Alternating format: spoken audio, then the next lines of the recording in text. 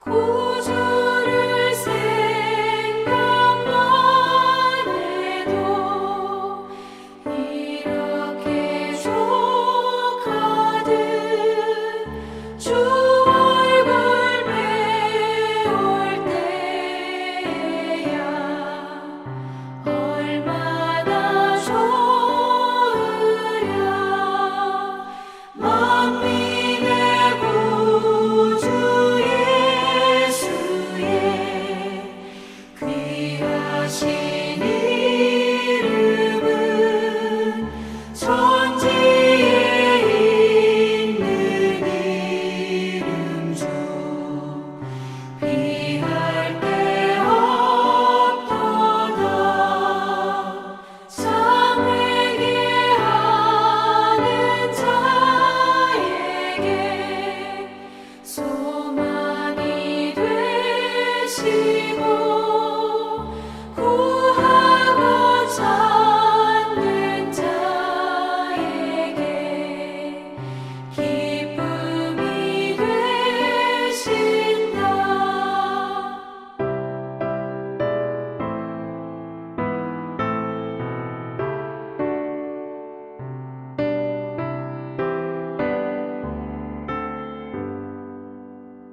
예수의 넓은 사랑을 어찌다 말하랴.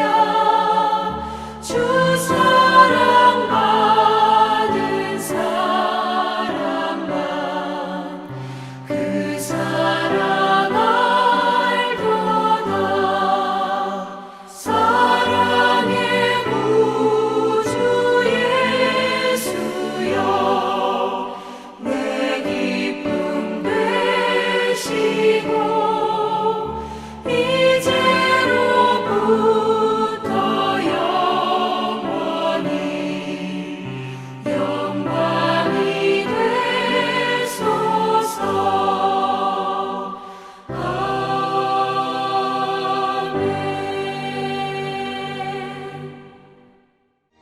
대제사장마다 사람 가운데서 택한 자이므로 하나님께 속한 일에 사람을 위하여 예물과 속죄하는 제사를 드리게 하나니 그가 무식하고 미혹된 자를 능히 용납할 수 있는 것은 자기도 연약에 휩싸여 있음이라. 그러므로 백성을 위하여 속죄제를 드림과 같이 또한 자신을 위하여도 드리는 것이 마땅하니라. 이 존귀는 아무도 스스로 취하지 못하고 오직 아론과 같이 하나님의 부르심을 받은 자라야 할 것이니라. 또한 이와 같이 그리스도께서 대제사장 되심도 스스로 영광을 취하심이 아니요 오직 말씀하신 이가 그에게 이르시되 너는 내 아들이니 내가 오늘 너를 낳았다. 또한 이와 같이 다른 데서 말씀하시되 내가 영원히 멜기세덱의 반차를 따르는 제사장이야. 그는 육체에 계실 때 자기를 죽음에서 능히 구원하실 이에게 심한 통곡과 눈물로 간구와 소원을 올렸고 그의 경건하심으로 말미암아 들으심을 얻었느니라. 그가 아들이시면서도 받으신 고난으로 순종함을 배워서 온전하게 되셨은즉 자기에게 순종하는 모든 자에게 영원한 구원의 근원이 되시고 하나님께 멜기세덱의 반차를 따른 대제사장이라 칭하심을 받으셨느니라. 멜기세덱에 관하여는 우리가 할 말이 많으나 너희가 듣는 것이 둔함으로 설명하기 어려우니라. 때가 오래되었으므로 너희가 마땅히 선생이 되었을 터인데 너희가 다시 하나님의 말씀의 초보에 대하여 누구에게서 가르침을 받아야 할 처지이니 단단한 음식은 못 먹고 젖이나 먹어야 할 자가 되었도다. 이는 젖을 먹는 자마다 어린아이니 의의 말씀을 경험하지 못한 자요 단단한 음식은 장성한 자의 것이니 그들은 지각을 사용함으로 연단을 받아 선악을 분별하는 자들이니라. 사랑하는 성도 여러분, 만일 여러분에게 어떤 분께서 당신은 예수 그리스도가 무엇이 좋아서 그토록 믿느냐고 물으신다면 여러분 무엇이라 말씀하시겠습니까? 물론 우리 각 사람마다 저마다의 생각과 표현으로 이에 대답할 수 있을 것입니다. 그런데 한번 생각해 볼 것은 그 무엇이에 해당하는 우리의 대답은 어떻습니까? 그러니까요, 예수 그리스도의 어떠함이 우리는 좋은 것입니까? 이 어떠함에 대해서 아마도 우리는 인생에서 주님을 만난 경험 혹은 우리가 복음을 통해 배운 단순하지만 명확한 우리에게 베풀어진 은혜에 대한 고백으로 표현할 수 있을 것입니다. 저는 이 어떠함에 대해서요, 참으로 깊이 있게 이야기함으로 우리에게 우리 주님이 얼마나 좋은 분인지를 깨닫게 하는 말씀이 바로 히브리서라고 생각합니다. 그래서 저는 이 히브리서의 많은 말씀들을 참 좋아하지만 그 중에서 특별히 이 한 절의 말씀을 굉장히 사랑합니다. 히브리서 3장 1절 말씀입니다. 그러므로 함께 하늘의 부르심을 받은 거룩한 형제들아, 우리가 믿는 도리의 사도이시며 대제사장이신 예수를 깊이 생각하라. 우리가 믿는 도리의 사도이시며 대제사장이신 예수, 그러니까요, 곧 복음을 다양한 정체성으로 완성하신 주님, 그분을 우리에게 증언하면서 또한 이렇게 초대하는 것입니다. 그 예수를 깊이 생각하라고요. 사랑하는 성도 여러분, 우리는 주님을 얼마나 깊이 생각합니까? 히브리서의 말씀들은 우리 주님을 참으로 깊이 생각하도록 우리에게 깊이 있게 주님을 소개하는데, 우리가 그 주님을 마땅히 깊이 바라봄으로 그분의 어떠함을 풍성하게 누리는 믿음의 사람이어야 하지 않겠습니까? 오늘 함께 나눌 5장의 말씀은 우리에게 대제사장으로서 우리를 위한 복음을 온전하게 이루신 분임을 증명하므로 우리에게 주님이 어떤 분이신지를 깊이 생각하게 합니다. 이 말씀을 통해서요, 우리 주님을 더 알아가는 저와 여러분이 되기를 바라겠습니다. 5장의 말씀 중 1절부터 4절까지의 말씀은 대제사장, 그러니까 인간 대제사장, 일반적인 대제사장에게 요구되는 두 가지 중요한 조건을 설명하고 있습니다. 먼저 2절, 3절을 함께 보겠습니다. 그가 무식하고 미혹된 자를 능히 용납할 수 있는 것은 자기도 연약에 휩싸여 있음이라. 그러므로 백성을 위하여 속죄제를 드림과 같이 또한 자기 자신을 위하여도 드리는 것이 마땅하니라. 그렇습니다. 대제사장은 1절에 말하듯 사람 가운데 선택한 사람인데 그는 무식하고 미혹된 자를 능히 용납할 수 있어야 합니다. 왜냐하면 자기 자신도 연약함을 가지고 있기 때문입니다. 그러니까 대제사장은 자신이 섬겨야 하는 사람의 연약함을 용납하고 또 이해할 수 있는 사람이어야 합니다. 그래서요, 자기 연약함 때문에도요, 속죄 제사를 드린다는 것을 마땅히 아는 사람이어야 합니다. 또한 4절은 또 한 가지 중요한 조건을 이렇게 소개합니다. 4절입니다. 이 존귀는 아무도 스스로 취하지 못하고 오직 아론과 같이 하나님의 부르심을 받은 자라야 할 것이니라. 대제사장은 하나님에 의해 부름을 받아야 합니다. 그가 대제사장이기 때문에 스스로 존귀한 자가 되는 것 아니고요. 오직 하나님의 부르심 때문에 이 사명을 감당할 뿐입니다. 이것이 구약의 인간적 대제사장에게 요구되는 조건입니다. 히브리서 저자는 이것을 먼저 언급하고서 이제 그리스도께서 이 조건을 만족하는 분이라는 것을 증언합니다. 5절과 6절입니다. 또한 이와 같이 그리스도께서 대제사장 되심도 스스로 영광을 취하심이 아니요 오직 말씀하시니가 그에게 이르시되 너는 내 아들이니 내가 오늘 너를 낳았다 하셨고, 또한 이와 같이 다른 데서 말씀하시되 내가 영원히 멜기세덱의 반차를 따르는 제사장이라 하셨으니.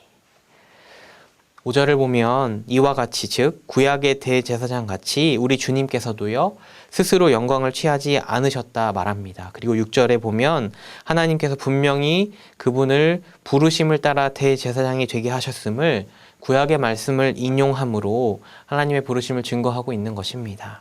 그래서 주님께서는 그 부르심을 따라 대제사장으로서의 역할을 감당하셨습니다. 7절입니다. 그는 육체에 계실 때에 자기를 죽음에서 능히 구원하실 이에게 심한 통곡과 눈물로 간구와 소원을 올렸고 그의 경건하심으로 말미암아 들으심을 얻었느니라. 우리 주님께서는 육체로 계셔서 우리가 느끼는 것을 느낄 수 있는 대제사장이 되셨습니다. 그리고 대제사장이 죄를 위해 드리는 제사와 같이 심한 통곡과 눈물로 간구와 소원을 올려드렸습니다. 그리고 그분의 경건하심으로 말미암아 하나님께서 그 올려드림을 받으셨습니다. 그런데 그분께서 대제사장으로서 이루신 이 일들이 놀라운 것은 그분이 원래 육체에 거하셔서 이 일들을 이루셔야 하는 분이 아니기 때문입니다. 8절부터 10절까지의 말씀입니다. 그가 아들이면서도 받으신 고난으로 순종함을 배워서 온전하게 되셨은즉 자기에게 순종하는 모든 자에게 영원한 구원의 근원이 되시고 하나님께 멜기세덱의 반차를 따른 대제사장이라 칭하심을 받으셨느니라.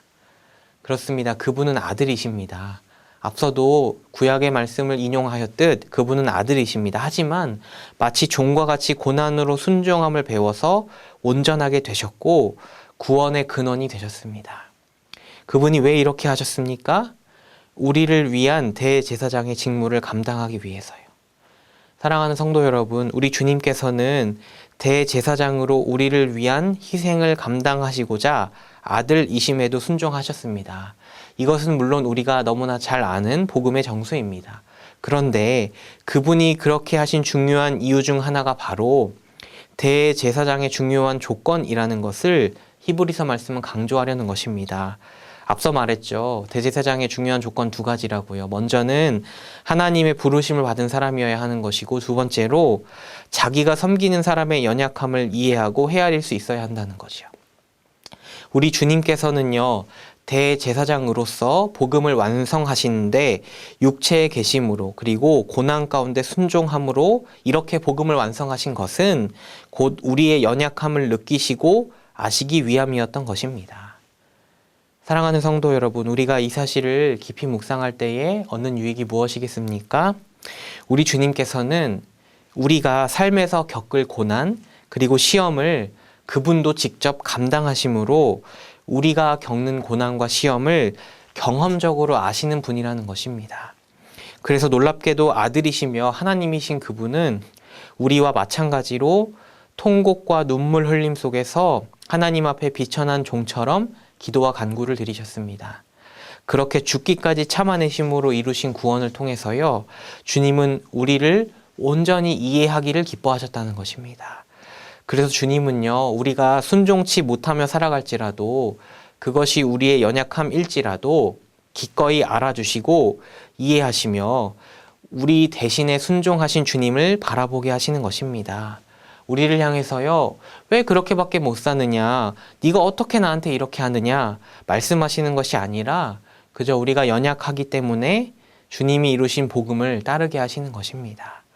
그 고통의 삶을 살아내셨던 그 때를, 주님이 그렇게 하셨던 때를 떠올리시면서요, 우리가 얼마나 괴롭게 살아가는지를 아시고 헤아려 주시고요, 여전히 하나님 앞에서 우리를 위한 기도와 간구의 중보자가 되어주시는 것입니다.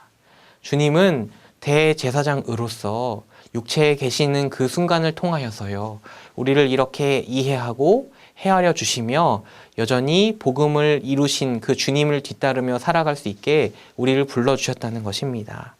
사랑하는 성도 여러분, 주님이 이와 같은 분이라는 것을 정말로 믿고 확신한다면 우리는 도대체 얼마나 주님 앞에 기도할 수 있겠습니까? 우리는 얼마나 주님 앞에 정직하게 구할 수 있겠습니까?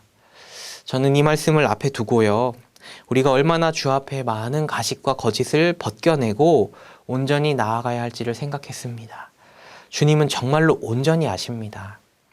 우리와 질적으로 다름만으로, 그러니까 우리와 차원이 다른 존재로 우리를 대하시는 것이 아니라요, 육체를 가진 우리의 연약과 허물을 온전히 아십니다. 그분께서 육체로 계셨을 때에 느꼈던 감정과 생각을 공유하므로 그분께서도 하나님 앞에서 마침내 온전한 순종을 이루시기까지 얼마나 많은 것을 감수하고 또 결단하셨는지를 떠올리실 수 있기 때문에 주님은 우리를 정말로 잘 아시고 이해하십니다. 그러니 여러분, 우리가 그것을 정말로 안다면 우리는 주 앞에 정말로 진실되게 나아가야 할 것입니다. 가릴 것도 없고 감출 것도 없고 그렇지 않으면서 그렇다고 말할 수 없습니다. 사랑하는 성도 여러분, 우리는 우리 자신조차도 속일 수 있는 존재이지 않습니까? 그러나 주님은 결코 속일 수 없습니다. 주님은 우리가 속이고 감추기보다 온전히 나아가기를 원하시는 분이십니다. 그래서요, 온전히 나아갔을 때 그분을 통해 우리가 참된 은혜의 깊이를 누리기를 원하십니다. 주님을 향해서요, 주님, 저의 부끄러움을 또 저의 연약함 아시죠? 그렇지만 그런 저를 불쌍히 여겨주실 줄 믿습니다. 저는 정말로 주님이 없으시다면 죄에 대한 다른 도움이 없고 결국 가망이 없는 사람이지요. 이런 참된 믿음의 고백으로 주 앞에 나아가야만 하는 것입니다. 이런 주님을 믿는 공동체가 바로 교회입니다. 이런 고백을 가진 공동체가 교회입니다. 우리가 정말로 이런 주님을 안다면 늘 이 믿음의 고백으로 주 앞에 나아가기를 간절히 소망합니다. 사랑하는 성도 여러분, 이 믿음으로 주 앞에 나아갑시다. 주님은 그런 우리를 위해서 대제사장이 되셨습니다. 이와 같은 그리스도의 참된 은혜를 선포하고서요, 갑자기 오늘 말씀은 주제를 전환하고 있습니다. 바로 성숙에 대한 권면입니다. 이 말씀도 의미가 있는 것은 이와 같은 그리스도를 향한 믿음의 온전함이 필요함에도 그렇지 못했던 신앙 공동체를 향한 권면이기 때문입니다. 12절입니다. 때가 오래되었으므로 너희가 마땅히 선생이 되었을 터인데 너희가 다시 하나님의 말씀의 초보에 대하여 누구에게서 가르침을 받아야 할 처지이니 단단한 음식은 못 먹고 젖이나 먹어야 할 자가 되었도다. 이 말씀은 당시 서신을 받는 공동체가 정말로 미성숙한 사람들이라고 책망하는 것이 아닙니다. 오히려 그들은 상당한 기간 복음의 말씀을 들어서 다른 사람을 가르칠 수 있는 교육을 받은 사람들이었고요. 실제로 성숙했던 사람들입니다. 그런데 놀랍게도 그들이 탈선하는 모습을 보였고 이에 대하여 꾸짖고자 이렇게 역설적인 표현을 하는 것입니다. 그러니까요, 너희가 보이는 모습은 마치 젖먹이와 같이 무지하고 미련하거나 이런 표현인 것이죠. 그들이 그런 모습을 가진 것에 대해서요, 11절 말씀에 이런 표현이 있습니다. 11절입니다. 멜기세덱에 관하여는 우리가 할 말이 많으나 너희가 듣는 것이 둔함으로 설명하기 어려우니라. 너희가 듣는 것이 둔하다 말합니다. 그들이 복음을 들었음에도 그 복음이 요구하는 바에 대하여 수용하지 않으려는 자세를 취하고 있다는 것을 표현하는 것입니다. 그러니까요, 그들은 이미 복음을 온전히 경험해야 하여 누리게 된 은혜가 있었음에도 지금 그들은 마치 젖이나 먹어야 할 사람들이 되어버렸다는 것입니다. 앞선 말씀과 비교하자면 우리 주님께서는 순종을 통하여 온전함을 이루셨는데 그 복음을 받은 무리들은 어느새 무딘 마음으로 불순종하는 자들이 되었다는 것이 바로 오늘 말씀의 책망입니다. 사랑하는 성도 여러분, 복음은 분명히 우리에게 들려질 때요, 우리를 듣게 합니다. 그리고 그 말씀을 온전히 받고 겹듭된 겸손과 순종을 이루게 합니다. 물론 오늘 말씀의 책망을 받는 무리와 같이요, 때로 둔하여지는 때가 있을 것입니다. 우리는 어떻습니까? 저는 앞서 그리스도에 대하여 선언하였던 이 앞선 말씀들을 우리가 다시 온전히 듣고 또 바라보는 성도가 되기를 간절히 소망합니다. 정말로 주님 앞에 온전히 나아가서요, 주님의 은혜를 받고 말씀을 듣는 대로 순종하는 의리, 그렇게 주님의 기쁨이 되는 저와 여러분이 되기를 간절하게 소망합니다. 다시 기도하겠습니다. 사랑해 주님 감사합니다. 함께 또 말씀을 나누었습니다. 귀한 주님을 우리가 온전히 바라보기를 원하는데 참 주님을 깊이 생각하고 주님을 힘써 알기에 더욱 애써야 할 것인데 그렇지 못한 우리의 모습을 용서하여 주시고 간절히 바랄 것은 우리를 너무나 잘 아시고 우리를 헤아려 주시기를 기뻐하신 주님의 뜻을 우리가 온전히 알아서 주 앞에 가릴 것 없이 정말로 온전한 마음으로 나아가서 정말 주님을 전적으로 의지하는 믿음의 삶이 될 수 있도록 우리를 붙들어 주시옵소서. 귀한 말씀을 들을 때에 온전히 믿음으로 받게 하시고 순종하는 삶이 될 수 있도록 또한 우리를 인도하여 주시옵소서.